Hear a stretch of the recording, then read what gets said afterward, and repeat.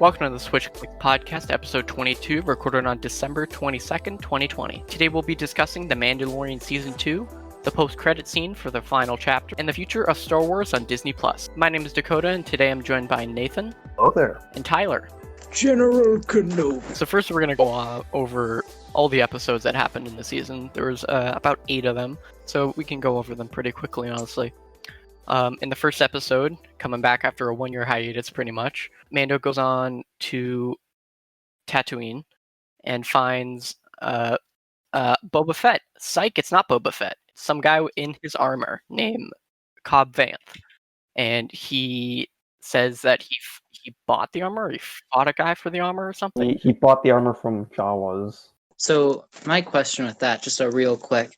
So, did Boba Fett he got out of the pit and then was like, okay, I'm just going to leave this armor in the sand as I go, like, wash off or something. And the Jawas were like, ooga ooga, and just yoinked it.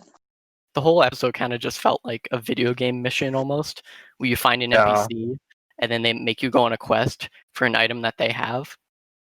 But yeah, I really enjoyed this episode, but it does kind of reinforce the idea of The Mandalorian just being a sequence of side quests. Yeah, that's a little more emphasized in the next episode, actually. And at the end of this episode, they tease Boba Fett's return. And in episode 2, Mando meets a frog lady. We actually don't know the character's name, but it's canonically Frog Lady. And then they get stuck on an ice planet, and because they were getting chased by Republic fighters, I guess. And then a Baby Yoda goes and eats some eggs, and a bunch of spiders go after them. This was the most filler episode ever. Baby Yoda committed a genocide. The only cool thing from that episode were the cameos. So both the X-Wing pilots were cameo roles. One of them was Dave Filoni, one and only guy who creates all the best Star Wars content, all the TV shows. Then the other guy is Kim's Convenience in Toronto, just some convenience store, and he happens to make some big cameo in The Mandalorian. Luckily, they went straight back to it with episode 3. Oh yes, episode 3. Mando, I don't know what planet that was. I don't remember the name of it. And they meet Bo-Katan and her posse. I have written here, one guy and a girl, and they take over an Imperial ship, one of Moff Gideon's ships, I guess. And this is the first time we see Bo-Katan as her live-action counterpart. And the thing is, though, she's the same actress to most other animation. Really? Yeah, she's the same actress as the voice. That's why it looks so awkward. Okay. Okay. To be honest, it looked really awkward. Her wig didn't look real. I'm pretty sure it was a wig. And her head didn't look as big, but of course it's animated. But either she got a strange haircut with dyed hair, or she did get a wig, a really weird looking wig. I think she normally has blonde hair. When she had the armor on, it looked really good, but then every time she took it off, the helmet off, she was like, huh. She looked off. Like, she looked a lot better in the Clone Wars. Well, yeah, but that's just animation versus live action. What's she gonna do? I mean, they did base off her appearance in animation off her real self, so that's the point. I don't remember Bo-Katan in the animated series a ton. All the Mandalorian stuff I remember in the Clone Wars series, I just remember glimpses of Darksaber here, Darksaber there. Maybe I think Darth Maul got involved with them in like an episode or two. So basically, Bo-Katan was only big in like season 7. It didn't make too many appearances in the other parts of the Clone Wars.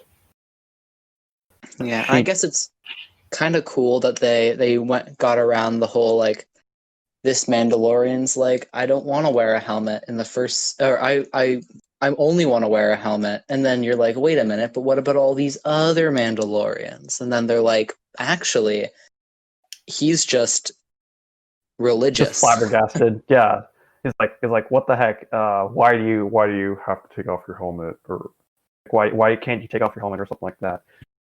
I guess it confused me in season 1 when they never answered that question, but now seeing how they have different types of Mandalorians, it definitely answers a lot of questions there. Also in this series, they kind of dive in to that the Mandalorian's armor is everything proof, and that just makes me think. Like, was he getting paid with super metal in the other show in like the last season, or was Yes. is their money just made out of ultimate super metal? So basically, he was being paid in that special ore. It wasn't actually currency. It was just like, think of it like gold bars, basically. So in the 4th episode, because the ship was pretty much destroyed, I forgot what it was called. Oh shoot, I forgot too. Yeah. Anyways, it was basically shredded, and so the Mando goes back to Navarro, and he meets with Cara Dune and Grief Karga from episode 1. And they agree, yeah, we're gonna fix your ship. In the meantime, come help us with this other side quest. Yeah. Because it's another side quest. At least this side quest has recurring characters. The blue guy that he Yeah. got in episode 1, season 1, is back for some unknown reason other than their convenience has, or annoyance. Has the same energy as the one guy who Obadiah yelled at in Iron Man 1 coming back for Far From Home. Same energy. Oh, him. They're just like, hey, remember this guy? We brought him back. Now he's quirky. So the side quest is basically, hey, there's this extra base we want to destroy because we don't want ships around here. So Mando's like, yeah, we'll do that. And they go up, destroy some stormtroopers, get inside, and then I think a voice communication turns on. And I think it's a scientist that we keep seeing. He's like, hey, we wanted the blood from Baby Yoda because it has a high M count. Wink, wink. Ah, yes, M count. I wonder what that stands for. And immediately anybody who's seen the prequels is just like, oh, okay, they're bringing this back. Yeah, they're bringing that back. The So, thing that midichlorians. Honestly, I'm upset that midichlorians exist because, like, in like the original trilogy, right? It was like anyone can be a Jedi. You just need proper training. And then prequels are like, yeah, no, you just need funky blood. Then you can be a Jedi. Only the funkiest are allowed to use the Force. Yeah. In the same episode, in the base that they went into, you saw tanks of, I think, clones, pretty much. But it was a bunch of like almost failed ones you could kind of see, and people are theorizing that that could be the base of operations of reviving the Emperor. Yes, yeah. Which is kind of a stretch, I think, but it could be. Other stuff that was added in. The 5th episode involves Mando going to this one planet. I forgot what it's called, but it was basically a slave planet, I guess, or planet on lockdown. And that's where Ahsoka has been all this time, trying to break into this one stronghold. And Mando goes to meet her and asks her to basically teach Baby Yoda the Force. That's where they also reveal Baby Yoda's name to be Grogu. Now we have to call him Grogu for the rest of the episode. Not happening. Not from now on. We must call him. And then they also revealed that he survived Order 66, which means. And then later throughout the episode, Ahsoka revealed that she was actually looking for Admiral Thrawn, who previously went missing at the end of Star Wars Rebels. Spoiler alert. So this kind of implies that Ezra Bridger is also alive. Yeah. Because she must be looking for some type of proof, I guess. Because she must have seen that Thrawn is alive because something happened. But they'll probably explain that more in the Ahsoka TV show that they announced, or Disney Plus show. I remember when Ahsoka was shown off. It is kind of a similar effect to what they did in the prequels, but I was watching with my family, and my sister could not get over the fact that Ahsoka's like ear hair thing looked like very foamy. Like it looked like it was made of foam. Like it is what it also looked like in the prequels. Yeah, and it does kind of look like skin rolls a little bit, so it does work. Her But it does also translation look like they're to wearing live foam action, head. I thought, was all right. It was definitely Ahsoka Tano. Like, there's no doubt in that. I think the artist direction on some of her choices on her, I guess her ear things, whatever you call them, tentacles, were a little bit weird. Like, yeah, it was a little strange because they were a lot shorter than what she had in Rebels. well, not taller. I think it's also shorter. And then the stripes on her, I think the blue lines were a lot smaller and more jagged, which I don't think you can change that in real life. How would you be able to change it? And she is like supposed to be like 40, nearing 50 years old, so of course she's gonna look older. Yeah. Yeah. Which kind of surprised they didn't give literally her the reason why Bo-Katan treatment. Just use the voice actor again, the voice actress. But I'm looking at the voice actress, and I guess she doesn't. She looks more like young Ahsoka, so I could see the. I guess the only thing that was fully redeeming was name dropping Thrawn. Oh, Thrawn's actually alive. He didn't just disappear forever. Mandalorian setting up for all the future shows. Yeah, I think it's a good idea though. It's almost trying to start a Star Wars Filoniverse. It's a really cool thing to do, but I think it just kind of makes the Mandalorian seem less away from everything else in the Star Wars universe. Like I think that was kind of the appeal of the first season. Season 2 basically so the Mandalorian was created by Jon Favreau, who also happened to create Iron Man. So it kind of mirrors that. Yeah, it kind of basically mirrors that whole situation where Season 2, The Mandalorian's like Iron Man 2. It's more for setting up the whole universe instead of actually being full on, storytelling. Jon Favreau, the creator of universes. The creator of people in armor in universes that they don't know that they're in universes. True. That's true. Where's Jon Favreau's where's Mandalorian's quirky bodyguard played by Jon Favreau in Mandalorian season 3? It's just Baby Yoda. Baby Yoda's been voiced by Jon Favreau the entire time. He's just playing Happy Hogan, except he's in green makeup and prosthetic ears. He's gonna be happy. It sounds like an opening to like SNL or something. It does sound a little bit like an SNL skit. Yep. Dave Filoni would come out on stage as a Mandalorian, but he has his cowboy hat on, but the music still stays. So is he wearing his armor and a cowboy hat on top of the helmet? On top of the helmet. Nice. How else are you gonna know it's him?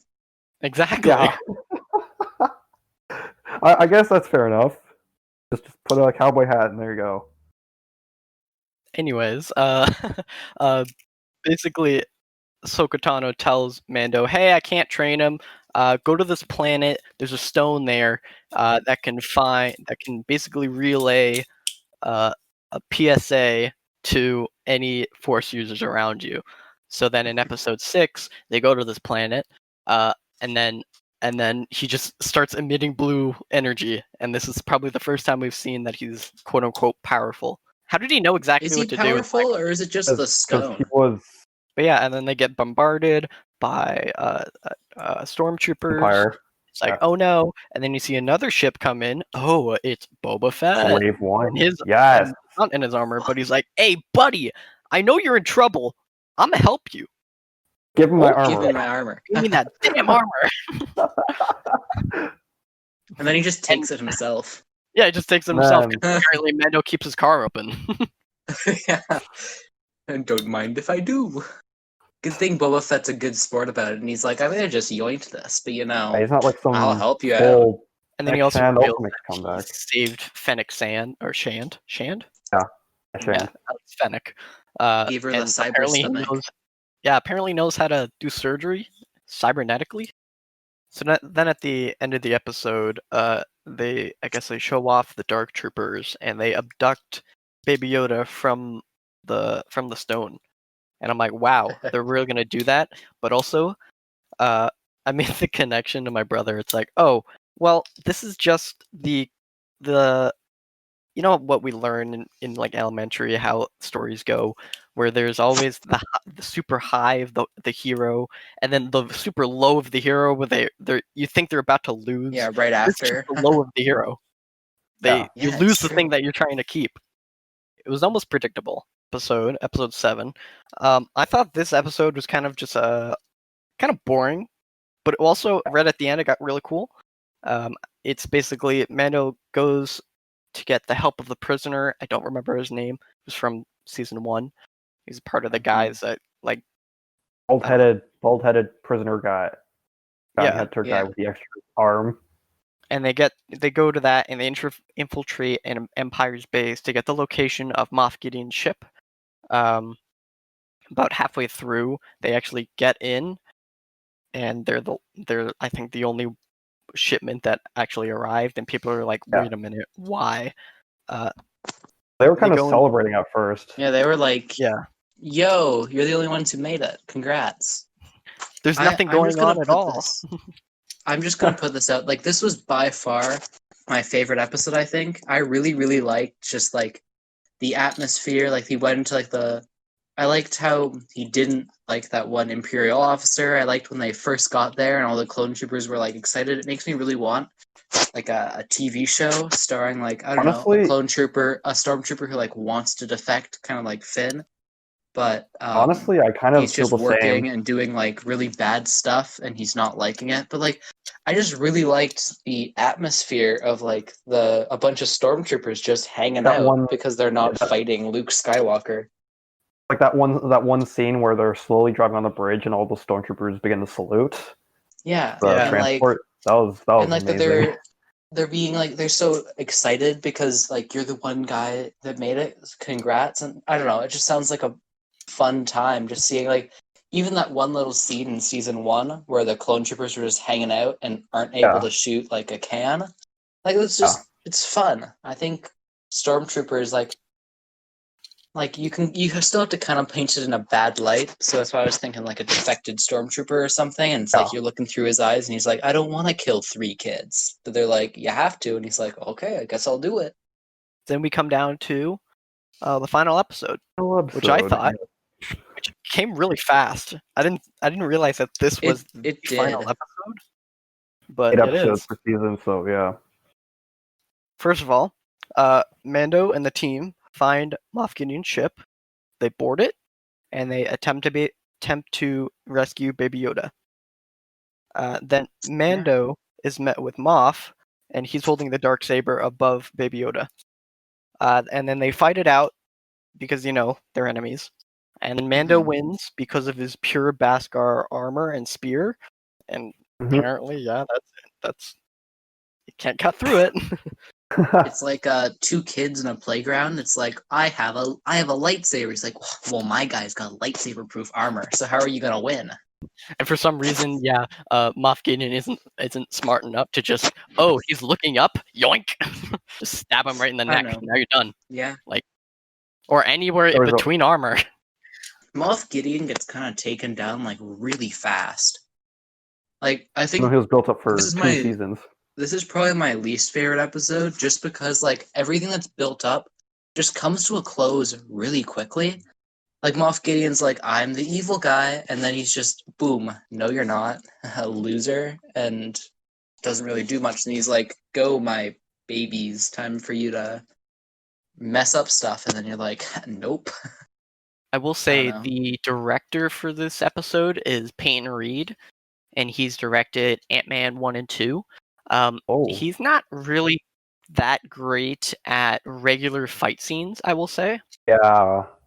So it almost felt one-sided in a way, but it was super dramatic in which side it was every time. Yeah. But then it ended up yeah. really fast. So I think Hey, the fight it's scene another. with the fight scene of Mando versus one of the Dark Troopers was quite good. yeah. I liked him trying his best to just take out that one guy. Really, the Dark Trooper was stronger than Gideon. Payne Reed, he's really good at creative fight scenes, I'd say. And I think one-on-one of a person was not as creative as him, Mando versus a robot, which looked a lot better. To think of it, that's another MCU director. After that fight scene, they meet up on the bridge. Moff Gideon's in chains, I guess. Actually, no. He was knocked unconscious, I think. Yeah, or something like that. And then they come up and they're like, "Hey, here's a Darksaber, Bo-Katan." And then I guess Moff Gideon just gives us some information. He's like, "Oh, you can't. She can't take it because she didn't win against you." Is that has that ever been said, or like? It's technically required like a thing with Mandalorians, but it actually doesn't need to happen. I watched a video where I think Bo-Katan didn't even fight somebody and she still took it. Oh yeah, she Sabine Wren from Rebels had the Darksaber, and Sabine didn't want to be the leader of Mandalore, so she basically just gave it to Bo-Katan. I like the idea where it's like, well, what we could do is, because if Mandalorian won it from Moff Gideon without killing him, what's stopping them from like going down to a planet once this is all done, do a duel, she wins, congrats, you have it, instead of like, are they just kind of like, well, you beat me, and then Bo-Katan's like, I guess you can have it now. Like, that's at least the vibe I got from it. This is the thing I've been looking for my entire life, but you can just keep it. Oh, well. Yeah, it did create a bit of a plot hole there, which kind of raises a lot of questions about. But whoa, the Dark Troopers are back because they can survive in space. Whatever are we gonna do? Whoa, look who it is! Mysterious man chopping them down. Oh, he's revealing himself. Who is it? It's Yaddle, the female Yoda from Phantom Menace. Whoa! Can't believe they showed up to save the day. How did she shrink in half a second? Whoa! So yeah, anyways, the person in the X-Wing was Luke Skywalker in really kind of crappy CGI, but what can you do? That's it was better. It was much better than Rogue One, at least. At least that's why I think. Grand Moff Tarkin was more impressive than Luke. Luke just kind of looked like a mixture of CGI and a deepfake that didn't go super well. Yeah, someone posted a deepfake remake of that, so they had a comparison. The fan-made deepfake looked better. I just don't understand why they don't go for deepfakes. I think they're just going for CG because it's fancier, but like the cheaper way CG, is kind of better, I think. If you look at the frames, you can even see where they missed some of the cropping almost. Not cropping, but like how somebody would erase all the outside and kind of put the face on top. They just forgot some of it. Some of it's clipping in their hair. Like it does kind of feels like that the de-aging job feels like we have a week left. We haven't got Luke's face to look young yet. Quickly. Can we get that done? Now people were saying that Sebastian Stan could become Luke Skywalker for the a lot of people didn't want that. But he looks almost exactly like Luke. He does. I have to admit, he does look a lot like his hair blonde and. Yeah, I could see him as Luke, but I think like Mark Hamill, it feels a little. It feels wrong to be like, yeah, sorry, Mark, we're replacing you. It feels wrong for. Look, actually, okay, The only reason I say Sebastian Stan wouldn't fit in is because I'm too used to seeing his Jesus outfit from Black Panther and Infinity War. I think replacing Mark Hamill is kind of similar to like, I don't know, making a new Scooby-Doo animated movie and replacing... So yeah, basically Luke comes in, he's like, yeah, I'm a Jedi, I'm gonna take that child. And then I guess Baby Yoda doesn't really want to until Mando is okay with it. I guess Mando's okay with it. He didn't even say anything like that, but he's like, It's fine. I didn't really feel the tears, honestly. I thought we were going to be with Baby Yoda for another like 2 years, and then he would disappear. Appeared Well, right good thing away. he went off to Luke. He went off to Luke to definitely live for his Definitely whole not life. get killed by a certain Yeah. nephew. No, definitely not. No. Nope, He didn't he's get. still alive. Nope. Don't worry. He's He still alive probably to this finished his day. training before he did Yeah, honestly, I anything, feel like even he is though- alive. I can't wait for Star Wars Episode. So when they showed the X-wing, and then I'm like, okay, so we got Luke Skywalker. I have two other characters in mind that I would have been like 1,000 times more hyped for. Okay. All right, Hmm. so Yaddle Uh, and Yaddle. yes, exactly, and Okay. credit. Okay. Good to know. Well, Okay, so first character is Cal Kestis from Jedi Okay. Fallen Order, the EA Mhm. game. why Yeah. would they ever? Game was fine. I didn't alive. beat it. The game is great. So I think that would be kind of cool. Cal Kestis, that game is canonically, it's in canon, and he is technically alive, as we know, Yeah. during that time. And he is trying to find children that are force sensitive.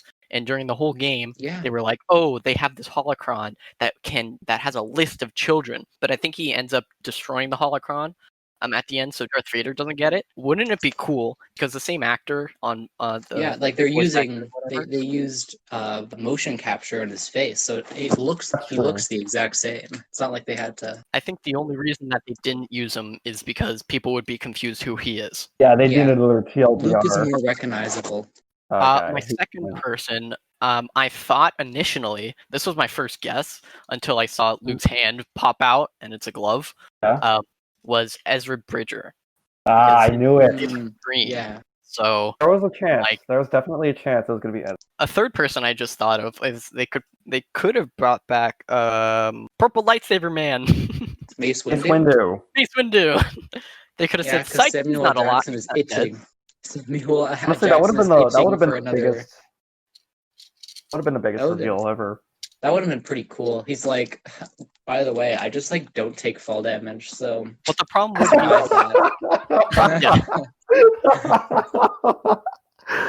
I'm wearing feather Guys, like- falling 4 boots. as he's falling, he went into game mode creative to to survive.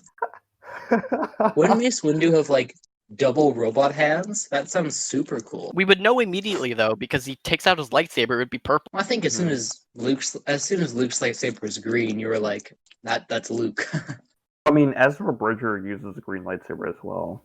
It's true. Yeah, I but, was like, convinced it was Ezra until he put out his hand to crush the robot, and it was a black glove. That was a black glove. I'm like, You dang know, it. it would have been. It and would then have been just like cool that if droid, your dreams were crushed. It would have been cool if they subverted expectations there and were like, black glove, green lightsaber, black robe. It's gonna be Luke, but nope, it's Ezra Yeah. Bridger. But then if it was Ezra, then what would be the point of making an Ahsoka TV show?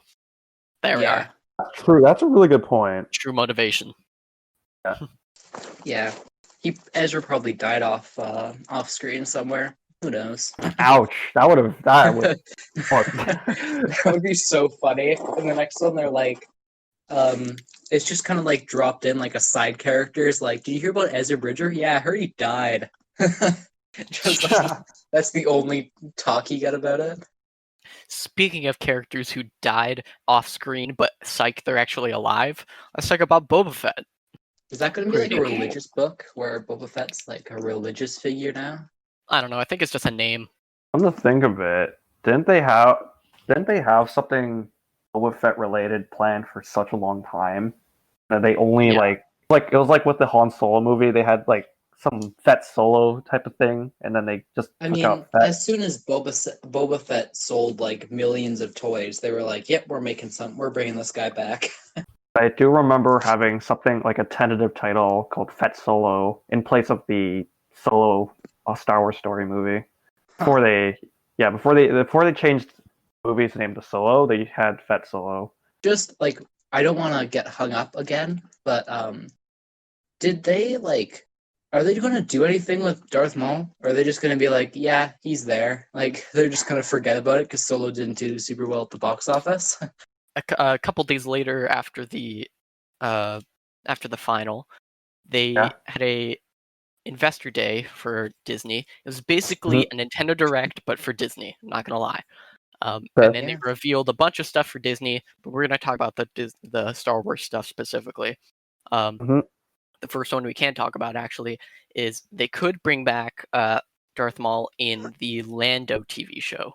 That's true. I guess it depends if it's Donald Glover or Billy D. Williams. There are rumors from insider sources that they're considering doing flashbacks so they can use both actors, which honestly would be pretty cool. The other ones they showed off were Rangers of the New Republic and the Ahsoka show. And those are both spin-offs of The Mandalorian. And the Ahsoka show, they didn't on all of these shows, they didn't really give too much insight on what the story would be or what the timeline. But just kind of showed a name. Pretty much, yeah. And honestly, the name gives you everything. Well, yeah, pretty much. Thrawn being the main villain and Ezra being rescued. I bet in the next year or so, we're going to find out who they cast as both of those. He's like, I just sent you guys a link of some other characters or some actors that people think that could be Ezra. And it seems like Ezra isn't totally white. He has some... Oh, yeah, he kind of had a tad bit of tan skin, but I so did every so. character. That's why I was double checking.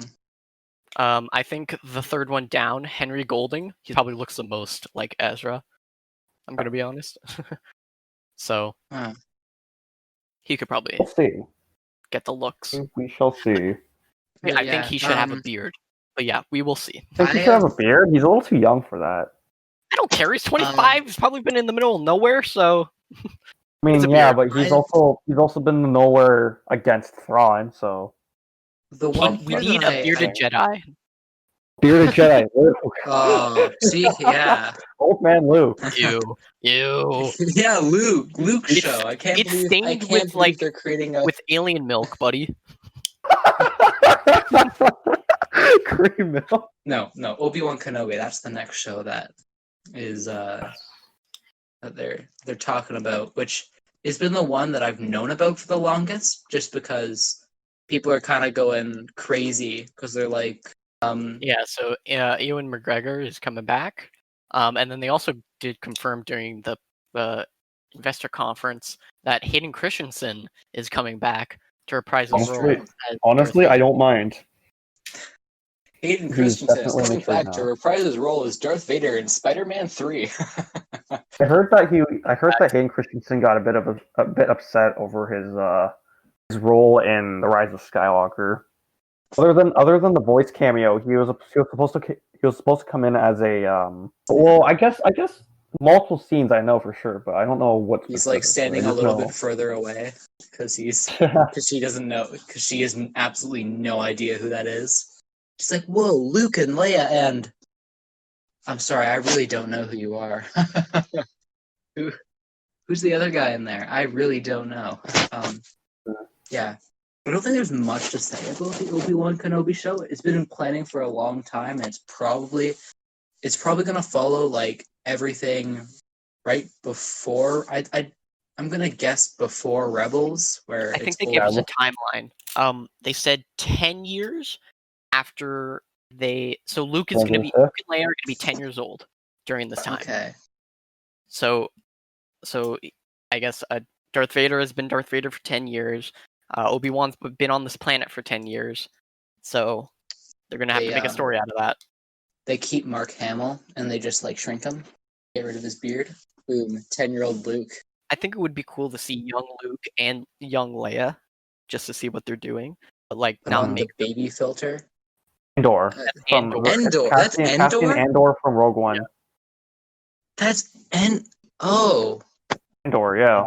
I believe that show is filming right now and should be releasing summer next year. Do you see at all how I saw Anne do it from that?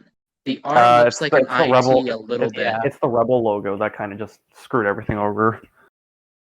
The logo's not the greatest. I thought the second half of the R looked like a T, like a lowercase T. and I was really confused. But no, Andor. Okay, I Finally, look what stupid is now. Acolyte about? The Acolyte. Okay, so this one's actually really cool.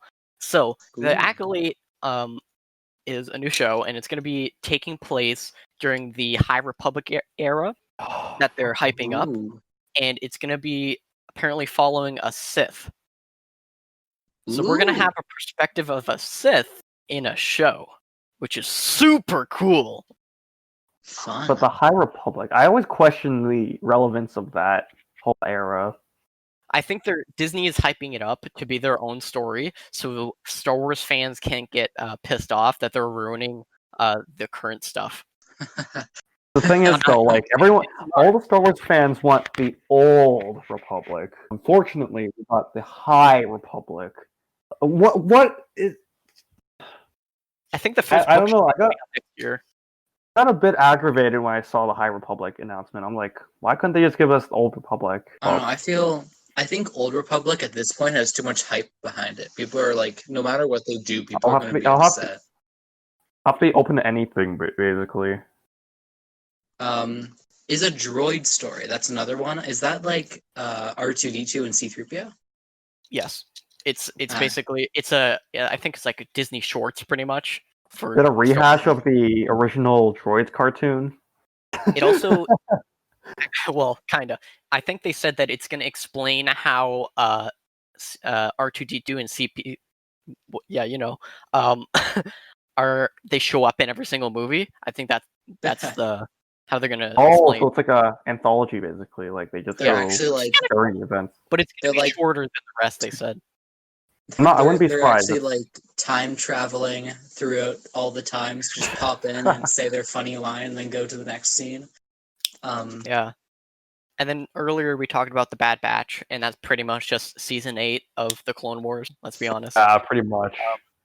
I'm not too hyped about it. I'll probably not even end up watching. I'm not gonna lie. And then Visions, they're gonna bring in Vision from the It's Marvel anime universe, series. do a little bit of a crossover. Yeah. I see what so it is. Visions. I don't remember the story parts of it they explained, but I remember what the business side of it was. And every single episode is going to be a separate, a different Japanese animation studio, which is really cool. And I think they're going over I think they're going over certain characters, or it's a what if situation. It's a what if I definitely wouldn't mind, but like sounds interesting. It's definitely a unique take. Star Wars. I mean, it's kind of not. I mean, if it's a what if, it's not exactly a unique take. Marvel's doing the exact same thing, so. Except Marvel has like a consistency, though. They have a consistent art style.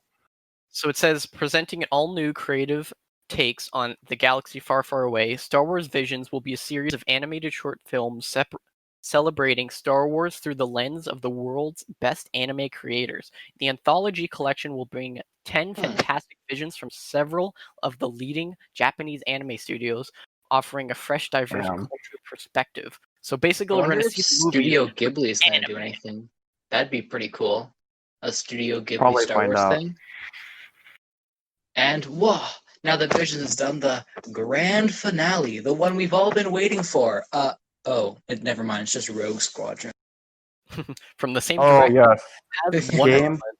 The title that stole another Star Wars title, which I'm pretty sure also it stole the title from a game, which is a remake. I think Rogue Squadron was also a game on. Rogue Squadron is a rehash of a trilogy of games, which stole a title from a book, I believe, or I think it might be the other way around. But yeah, that's kind of the situation there. It's kind of like Episode 8 stealing a title of a book, which stole a title of a comic. Dang, we were too excited to talk about the cool stuff, and we left Rogue Squadron for the last bit. I honestly not. I'm not saying expectations that high because I mean, probably going to be what you expect it to be. Just some story. It is a movie, and it's based. I think the release is 2022. They're aiming at, I believe. Yeah. Same director as Wonder Woman. Which, to be fair, she's That's really pretty good. good at creative writing. I think she writes a bit too, and Mhm. directing. And then she also said that her father was a pilot in the That's what Navy. in the What Air do you call Force. it? Just Air Air Force. Navy. The Air Force. Who pilot in the So- Navy? That's The Sky Navy, you know where Yeah, they exactly. where they do the Navy in the sky. So usually Yeah, with Navy and directors, Air if they have Force. a certain connection to it, they make it a lot better. They So have. I'm kind of hopeful for it, but also I'm it's Star Wars. I'm gonna go see it anyway. Yeah, like this Disney Plus is just getting so much. Like the next like 3 years, it's just gonna be like, oh, new show on Disney Plus, wahoo! So I think that's great Disney, though, because like yeah, it's a good thing. It's like one of the 3 streaming services my family I'm willing, but owns. So currently Also, I it's only something have I'd it be willing for to pay The for. Mandalorian, and if the release schedule for next year for Marvel shows are the same, pretty much. I think it's like January is a WandaVision. I think it's somewhere in May or Didn't they June say like is what do you call it? Falcon and the Winter Soldier? Yeah, The Winter Soldier. Okay. And then a few months later, there's another one. They're gonna keep me in because after one show ends, the next one's gonna start 2 weeks later. So that means I'll keep paying for it. I could just tell you to start Really binge watching strategy. the crappy stuff right now. That's I true. mean, yeah, like I mainly got like Disney Plus is I enjoy it mostly because I can rewatch like a bunch of things I'm nostalgic for. So just getting new content's also cool. So it's like cool, I can watch the new WandaVision, but then also continue to watch Spider-Man the Animated Series because I haven't watched that in like 10 years. I've been stuck binge watching all the MCU quote unquote MCU TV shows, or not made by Marvel Studios. Right, So, like Shield and Agents of Carter, Shield, I Agent think Carter, those are the- Inhumans. Let's see, Oh, Runaways. okay. Yeah, Inhumans, the one, the one that was supposed to be a movie. I always mixed Inhumans up with New Mutants. Honestly, I'm not surprised. They're pretty similar. There were 2 movies The about superhero what might as concept is well really be similar. mutants that just There's like got literally, delayed constantly. yeah, I watched that movie as well, and that's for a different time. But Yeah. Disney Plus, I'm still waiting on all the Star Wars stuff to come on and Marvel stuff. It's Yeah. definitely been taking a while. I've already watched through all the other Star Wars related content on there, like But yeah, Star Wars like Persistence. if you do not have Disney Plus, like if any of the listeners, fine for now. doesn't have Disney Plus, I recommend probably getting it within like maybe a month when all the new stuff comes out, or you can wait for it all to come out, but dodge spoilers, which is going to be very hard, and Yeah, it's then gonna be very watch it once difficult. it's all out in like 2025, and then you just spend a year watching all the shows. Thank you for joining us and talking about Season 2 of The Mandalorian and the future of Star Wars on Disney+. We'd also love it if you could follow us on Twitter and listen to future episodes on Spotify and iTunes. Join our Discord for insight on future episodes, and see you next time on the Switch Clicks podcast.